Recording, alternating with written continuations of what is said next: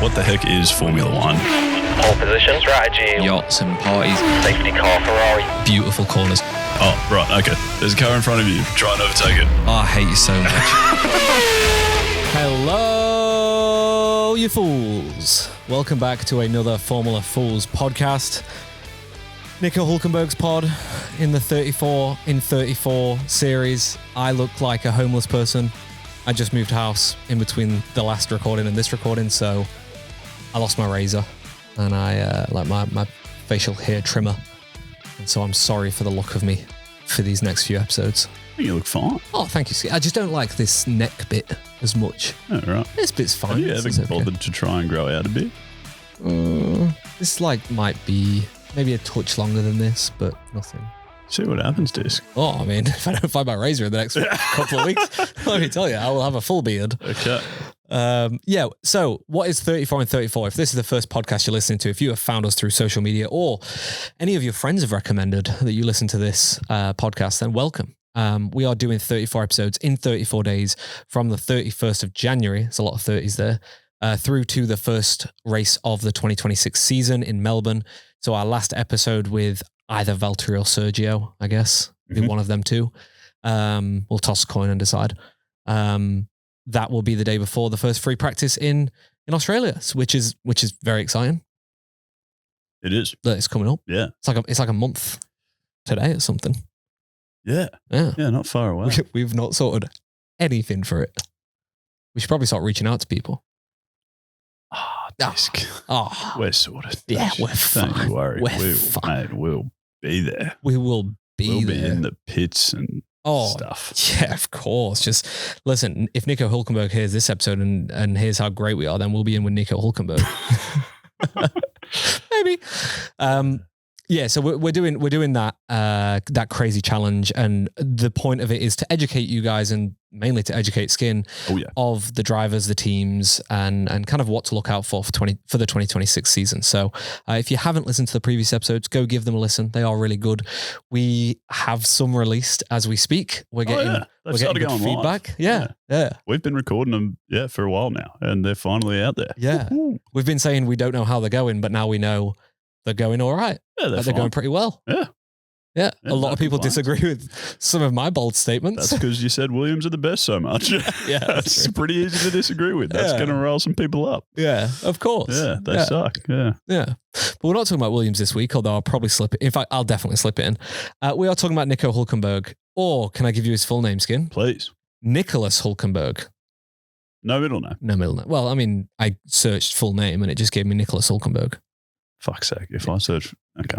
Go for it. You go for it while I go through his stats. Nicholas Hülkenberg is from Germany. Don't know which part of Germany. You're going to get a stickler for that soon. Date of birth is the 19th of the 8th, 1987, which makes him 38 in 2026. His F1 debut year was 2010. Teams he's driven for. Now, Skin. Yes. Teams he's driven for is a very interesting one for Hulk. So I'm going to go through it in the order of how his career has gone. 2010, he drove for Williams. 2011, he was a test driver for Force India, so didn't drive on the main roster. Okay. But in 2012, he got the opportunity to drive for Force India as a main driver. In 2013, he left Force India, went to Sauber, and then went back to Force India for 2014 and 15, before going to Renault for 2017. That was Force India for 2014, 15, and 16. Okay. Before going to Renault for 17, 18, 19. Then back to Racing Point / Aston Martin for the 2020 through to the 2022 season. Served as a... What do you mean back to... that essentially that was essentially the Force India Racing... Yeah, so like Force India Racing Point, all crossover, kind of the 2023... 2020 through 22 kind of thing. So yeah, Racing Point, Aston Martin, around the 2020, 21, 22, serving as a reserve driver. And this is where he got his nickname, the Super Sub, during this little era where he was out of Formula One. Before returning back to Haas and then going for 23, 24, and then going back to Sauber in 25, and is now in Audi from 26. Okay. So he's been all over the place. That's some teams. Yeah. and some chopping and changing and some back and forth. Yep. Why did he do that? Why 3 stints at Force India, essentially? Yeah. Well, it's just, it's really hard for Nico Hülkenberg. We'll get onto it with his early career, but he was such a bright prospect. And then when he landed in F1, the pressure kind of got to him a little bit. And so he never truly performed to the level that he should have done. So his first stint for Force India, they looked like they were going to be a good team. And then Sauber started doing really well. So he moved to Sauber because they looked like they were going to be a good team in this kind of unknown era after we saw, so many manufacturers like Toyota and BMW and things like that leave the sport. And then obviously we went into the turbo hybrid era and we know what happened there. Mercedes dominated. So, he just kind of bounced around all these teams, struggling to try and get a top tier seat. And it was purely because after his first season, he kind of had one season to make his mark and he didn't really do that. And after his first season, there was so much other good talent coming through the ranks that he kind of just got forgotten about in terms of being a number one or a lead or getting a big seat. But he was always better than most drivers for their mid-team seats, like the Force Indias and Saubers and things like that. Like he was always a very good choice for them kind of teams. And it's just been a very long career. Like he's had a long career now and he's 15 years into his F1 career. And it's like, holy Moses, like the guy only just got a podium last year. And it was a very long time coming. And I think that it doesn't show Nico's what his skill was at the beginning of his career. I think he's a bit of a lost. I think his career kind of shows a bit of a lost. He lost his way, and he deserved more from his career, in my opinion. Okay, and do you put that down to, like, would you say the teams and the cars didn't give him enough, essentially, or like, was there some underperformance on his behalf as well? Or? Yeah, for sure. In them early days, he was real consistent, but he just didn't have, like I talk about it with a lot of drivers like Charles and like with George and things like that. Like they just don't have this ruthless aggression. And Nico Hülkenberg was one of these drivers who we just saw didn't have that edge. Like Lewis Hamilton came to the sport and it was like, bang, Lewis Hamilton is here. Same with Max, same with even Kimi to an extent last season. But, like we've seen it time and time again where drivers like Hulk, Alex, Charles, in my opinion, have come in, they've done really well, but they're underperforming based on where they should be. Like you look at Charles, he's qualified on pole a lot more than he's won races. And so that to me shows that he's very inconsistent with his racecraft. Also, as we spoke about in his episode, Ferrari have just messed his car up, and that it's just part of the sport. It's bad luck that you can get by being in the wrong spot. And I think that's kind of Hülkenberg's career as well. But he's a phenomenal driver. And I 1000% see why Audi have picked him to be in their car for their new project. Okay, explain that to me. Why have Audi picked him to be in their car if he's sort of underperformed for quite a while? I don't think he's underperformed. I think he underperformed in the early part, but I think as his career's gone on, he's potentially overperformed in terms of his consistency, lack of crashing, will always be there to grab points when there are points available. And I think that's why Audi's picked him, is because of them 3 traits. Is like, if someone's going to put a car that shouldn't get points in the points when there's a crazy weekend, like with rain or safety cars and crashes and things, it's going to be, I'd put my money on Hülkenberg more often than not. Like when the Silverstone race came along last year, and there was an opportunity for a podium, it was like, for me, I'm like, this is Hulk's time. Like this is his time to get the podium.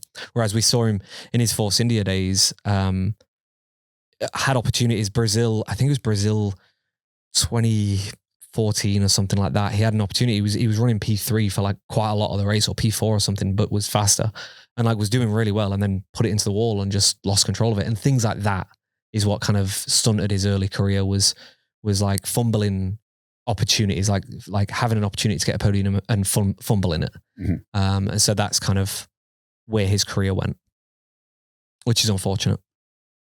Okay. But he's still a legend in my eyes. I love the guy. Yeah, okay. Yeah. He seems to be a legend in a lot of people's eyes. Like when he got that podium, like even just around the paddock, it seemed like everyone had like a massive respect for him, I suppose. Yeah. So it's a strange position to be in terms of like if he's sort of never had that edge, and so sort of been I don't know, pipped for that seat in bigger teams over the years. Yeah. But everyone still thinks he's a very good driver. It's like, is he ever going to get a chance in an actually fast car? Yeah, this poor man who's only had one podium. Can someone give this guy a fast car?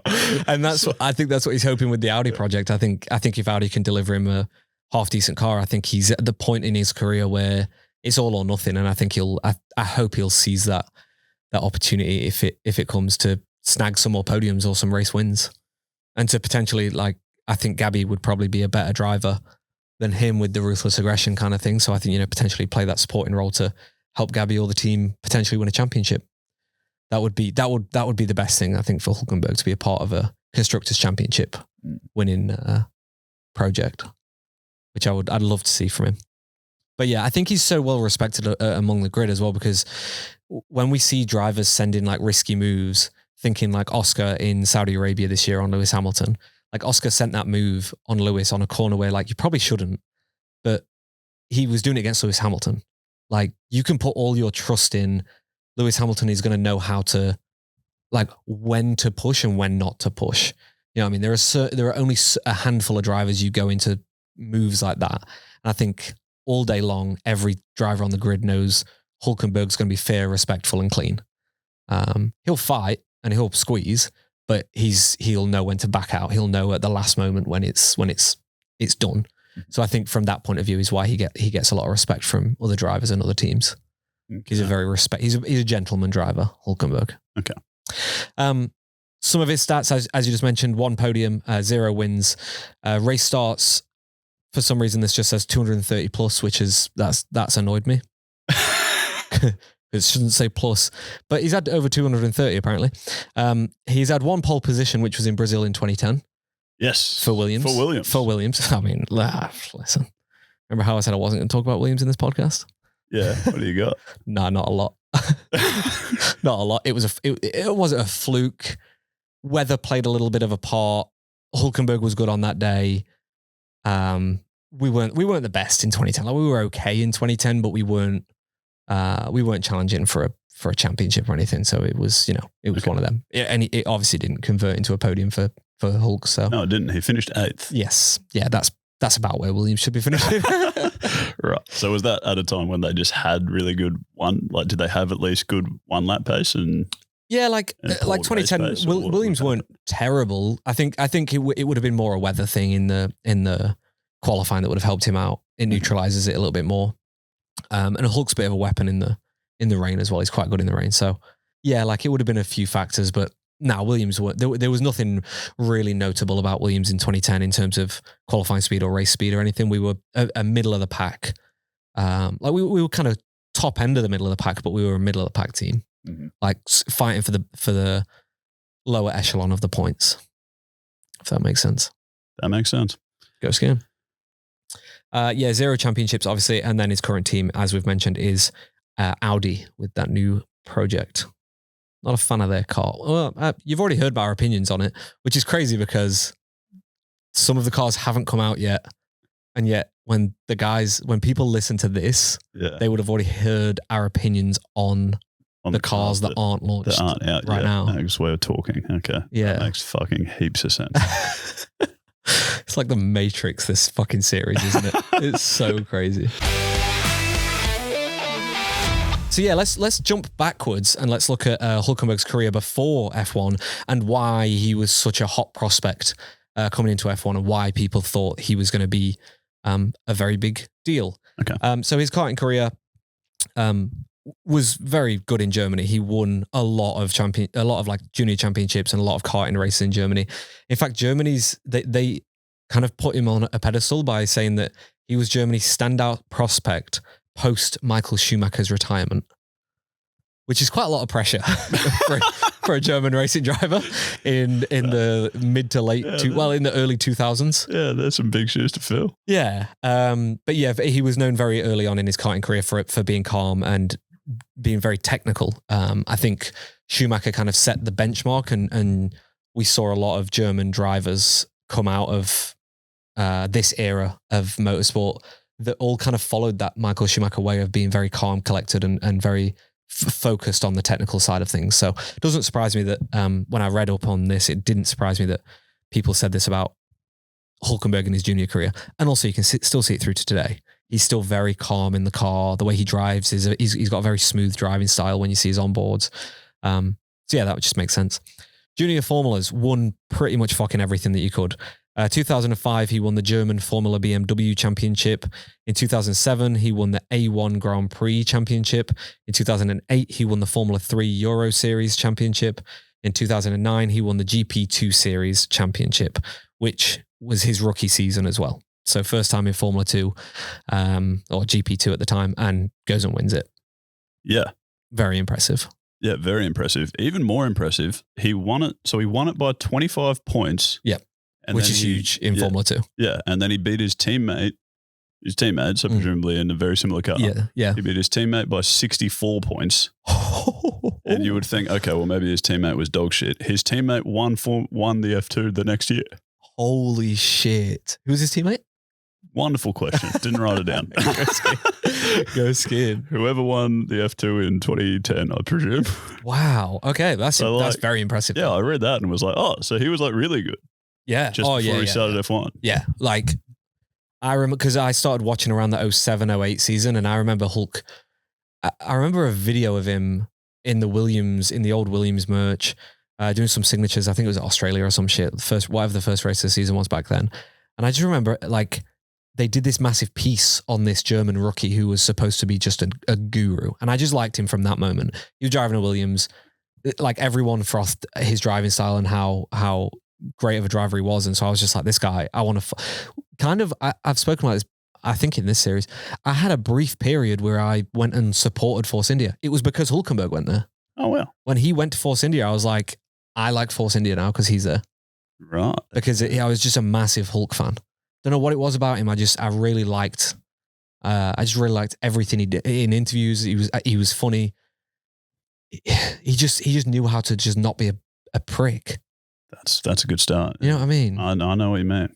So like, yeah, it doesn't surprise me that he also was a fucking weapon in GP2. Yeah. As a rookie as well, that is huge. Yeah. That is huge as a rookie. I didn't quite realize he dominated like that.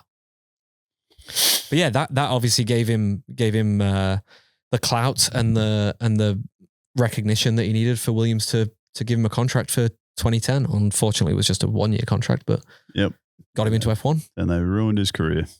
Sure, yeah. Yes, it was Williams that ruined his career. That's right. That's what happened. I've been trying to do little iconic moments for everyone during this series, and for Hülkenberg, there's a lot of moments he's done that are great, but I think his most iconic off-track moment that everyone still quotes today isn't even his moment. It's Daniel Ricciardo's moment, but it was about Nico Hülkenberg. We've spoken about this before on the pod, but when Daniel Ricciardo said his name I think it was in Drive to Survive, and he did the Nico Hülkenberg, and it still today will get quoted all the time, like Nico Hülkenberg. Why? I don't know. Daniel Ricciardo said it once. It just turned into a meme, and now still today people quote it. Okay. It's been like 10 years. Wonderful. Maybe not 10, but you know what I mean. It's been a long time. Sure. Rightio. Fucking amazing. So that's Nico Hülkenberg's most iconic off-track moment. Sorry, Hulk. Great. Hey, another iconic moment of Hulk's. Yeah. That's sort of not off track, but off the Formula One track. Yes. 2015. He was driving in Formula One for Force India. Yep. And just casually also won the 24 Hour of Le Mans. Yeah. How did he do that?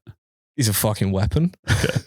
Yeah. I mean, I don't really know how he did it. Sometimes 24 Hours of Le Mans will line up on the same weekend as Formula One. I think on the years when it doesn't, I think drivers like Hulk should go and do 24 Hour Le Mans. At some point in their career, they should go and do it.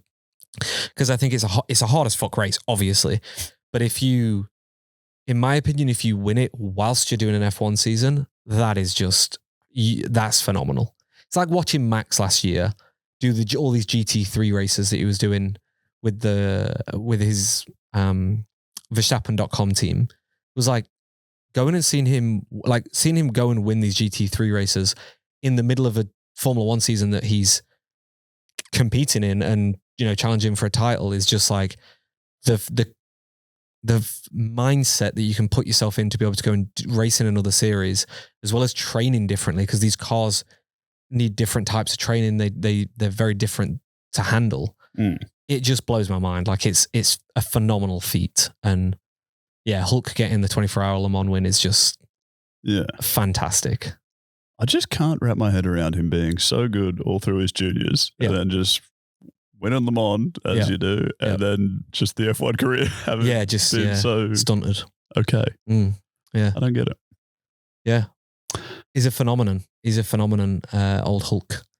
Okay. I don't think we'll see many. I don't think we'll see anything as unique as Hülkenberg ever again. I don't think we'll see as much hype. Well, I mean, Kimi Antonelli could 100%. Actually, Kimi Antonelli's got the opportunity to do a Hülkenberg, which is why I said in the Kimi Antonelli episode and in the Mercedes episode is the first 5-10 races for Kimi this season are going to define his career. Like, it's so crucial that he gets off to a good start in his second season, because look what happened to Hulk. It's just your career can derail like this, and Mercedes will have someone else in the wings ready to take his spot if he's not going to perform. Yeah. Okay. So yeah. Mm-hmm. But yeah, that's quite. I mean, we've covered quite a lot about Hülkenberg already. I think looking at 2026, he's in a very good position, potentially the best position he's been in his Formula One career, and I'm very excited to see what Hülkenberg can do with this Audi project. I think if they've got a car that can win races and they have a car that could win Monaco, they need to, like, let's say him and Gabby 10 seconds ahead of everyone else, but Gabby's leading. They need to fucking give him the Monaco win, because then all he's got to do is go and win IndyCar and he's got the Triple Crown. And that would be fucking unbelievable. I'm sure that's the top of Audi's priority list. It's the top of my priority list. So Audi, if you're listening, please do that. That is so niche and specific. It's so niche. I know. I get it. A lot of variables in play there. So many. Yes. Okay. What are you actually expecting from him, like this year or over the coming years? How long is he contracted at Audi? Because everyone's very excited by this Audi project. Yeah. And that, like, money's been poured into it. There's potential for it to be great. But at the same time, you probably wouldn't expect them to just dominate their first year, I assume. It would be odd. Yeah. It would be very odd. I don't know. I think I do this thing on the pod quite a lot. I edited an episode the other day where you asked me a question. I say I don't know, and then I answer the question. It's a great tactic. Yeah, it's a great tactic. You're just underselling and then over delivering. Yeah, there we go. It. Okay. Yeah. Set low expectations and exceed them. That's it. I think for Hulk, he's definitely towards the end of his career. I'm not sure if he's got a 1 or 2 year contract with Audi. I don't actually 100% know that. But what I would assume Audi want from him is to be that stable driver that is going to deliver. If they've got a car that can perform in the top 6 every single weekend, to get the maximum out of it, or a minimum of that top 6. Whereas Gabby, I think they would be okay if in this first season, if he had some races where he was like 3 races in P3 and then a race in P12. Yeah, I think they would be okay with that, because it's only his second season in the sport. Whereas Hulk, they want him to be, if they've got a semi-decent car that can compete, they want Hulk to be banging in them regular podiums or them regular top 6, top 5 finishes to be able to just secure the most points. And then also just letting Gabby learn from him and letting Gabby like really lean on him and see how Hülkenberg develops a car and works with a team and speaks in engineering briefings and things like that. Obviously, Gabby's, he's worked with a lot of drivers and will be a fucking weapon at it as well. But Hulk's had 15 years of experience. He's been through, he was in the V8 era. He went through to the V6 turbo hybrid era. He went through to the ground effect era, and now he's going through to this era. So like, this is his 4th era of Formula One cars. He's driven a wide variety. And so that's the other thing Audi are going to want from him, is the knowledge of just driving so many different cars in his career. Whereas Gabby hasn't driven he's not got that versatility in his belt like Hülkenberg has. So yeah, that's why they've gone for experience with Hulk, and I froth it. But yeah, realistically looking at him and Gabby, can he beat Gabby over a season? Look, I think this is quite a close rivalry. I think these two are very, very good drivers. And I think over a full season, Hulk would probably just beat Gabby just a bit, because I think Gabby might have some, if he's performing at the top, I think he might have some inconsistencies or some crashes and things like that. Whereas I think Hulk's wiser and would tip it. So yeah, going into the season, he must be feeling pretty confident as a number one, or to be able to kind of tame the rookie that is, or the newcomer in the team. All right. Okay. Happy? Happy as Larry. I have nothing else. Skin. All right. Well, thank you for listening to Nico Hülkenberg's episode, which is, I think, our 11th driver that we've done, meaning that we've only got 13 episodes left. So we're within the last 2 weeks. So less than 2 weeks from now, 2 weeks from today, that means, if my math is correct, there will be cars on track in Melbourne. If you're going to go to Melbourne Grand Prix, send us a DM, hit us up, let us know you're going. When you're there, fucking enjoy it. It's genuinely, in my opinion, I've only been to 2, but it's the best of the 2 I've been to. It's one of the best tracks to go to. There's so much to do, so enjoy it. If you've enjoyed this episode, please follow us, comment on Spotify, comment on YouTube, drop us a DM on Instagram, let us know how you're enjoying the series and what you're looking forward to seeing from Nico Hülkenberg and Audi in 2026. We'll see you tomorrow.